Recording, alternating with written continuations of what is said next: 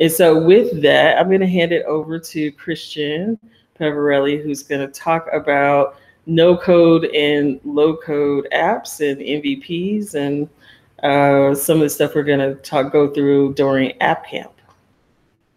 Awesome. Well, first of all, thank you so much for having me. I really appreciate it. So thanks to Data 360, as well as Google and everyone who's here present, and all the people who are probably watching the replay afterwards. So today, what I really wanted to do was give you kind of an introduction into this movement that's called no-code. It's also called citizen development. It has several names. Also, people call some of these individuals who work this way makers. So there's definitely a interesting thing to talk about, and I just want to kind of open up the conversation.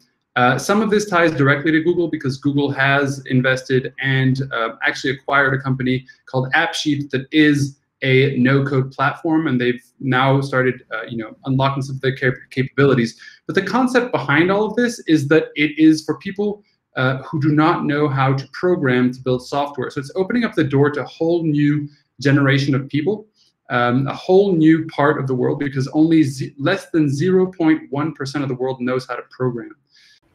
So anyway, let me just start off by talking a little bit about what no-code is. And I can maybe give you a little bit more background about myself before we jump into that.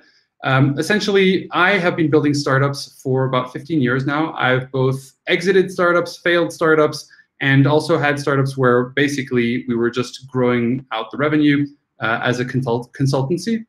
One of my biggest holdbacks was also basically the fact that I was non-technical. So I was either running teams of developers to build out my products, or I was outsourcing, and it seemed like none of the options out there were amazing.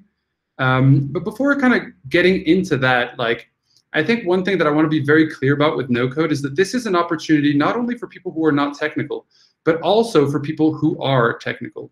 It's a way to build software, which is essentially an extra layer of abstraction that allows you to not have to understand coding language itself to be able to build software. So here we're talking about things like apps. We're talking about web apps, progressive web apps.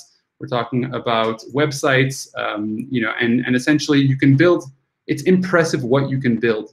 So just to give you a little bit more sort of details on what that looks like, my whole thing was basically I built startups in this way, and then I started running an accelerator. We were actually partnered with Google, so every 6 months we present on stage at Google 8 finalists who were essentially the startups that we had selected out of 400 applications, and those people would get to present in front of about 100 investors. Through that process, the biggest learning, apart from the fact that training startups was actually a huge passion of mine as well, was the fact that it seemed like there was something that was not happening in the startup ecosystem, and that's when I kind of shifted gears into trying to solve this problem. It's like, if you're most people are taking in 8 to 10 teams, and they're leaving probably, in our case, we were actually at 4% acceptance rate, and we had about 400 applications every 6 months. So all these other people, when you would look at the applications, the amount of money and time they were spending with very little sort of traction or progress to show for it was really disappointing, and it showed that there was this huge problem in entrepreneurship overall, and that the people who were around to support were there to support once you had already kind of reached a specific level.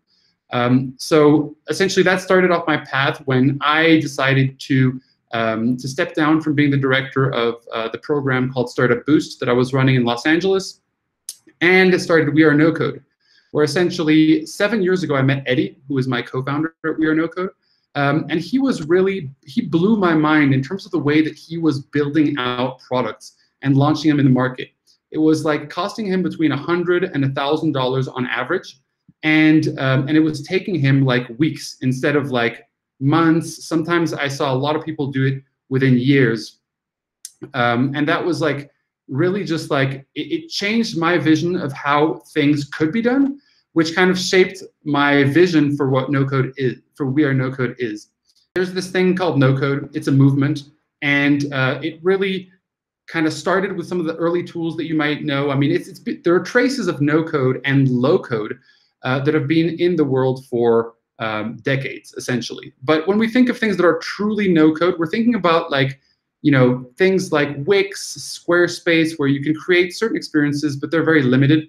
And now there's basically been an explosion of new tools that allow you to go way deeper and further in terms of the functionalities that you can build out, and all that without learning how to code. So if you think of the evolution of programming, it really makes sense.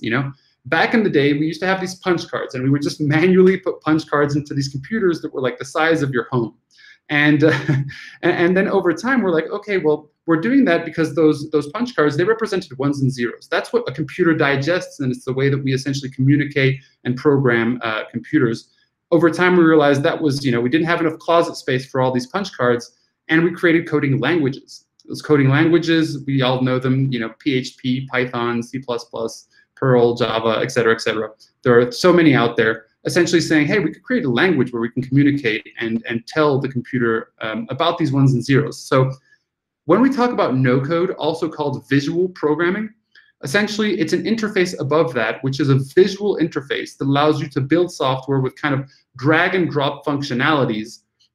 So you don't have to learn how to code, you don't have to need to understand coding language, but there is code behind everything that you're actually doing, to be very clear.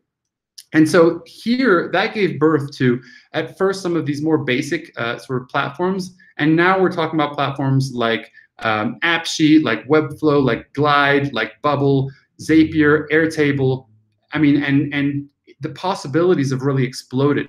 And that's super, super exciting because it basically gives access, as I mentioned earlier on in this conversation, to a much broader range of people, which basically tells all of us one really interesting thing about the influence this could have on the world, right?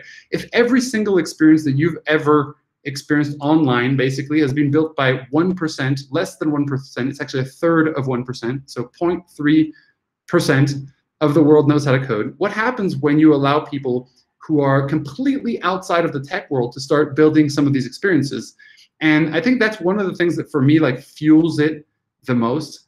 What's exciting about no code and the benefits in sort of building startups, MVPs with no code is best represented through a graph that I will not be able to show you, but I can tell you what those are. It was created by Forward Partners. It's a VC investment firm that's in London. And they kind of talk about it as the new model of building startups. The old model, they compare the time to building an MVP being about a year in the old model. Of course, it could take a little bit less, could take a little bit more. The new model, it's basically 6 weeks. So it's dramatically different. I usually personally kind of say the amount of months it's going to take you to build coding, it's going to take you probably that number of weeks to build it with no code tools. Then in terms of the cost, we're going from $50,000, $20,000, $50,000, $100,000 to $1,000 or less.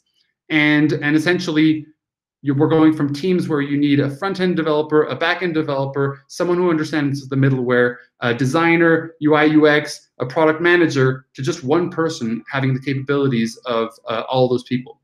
And of course, going from someone who's able to do that, who's non-technical, from someone who used to have to be technical is pretty insane. And so I have a quote here from Jason Calacanis. He is, for those of you who don't know him, a notorious sort of angel investor who runs syndicates and also runs This Week in Startups and Angels.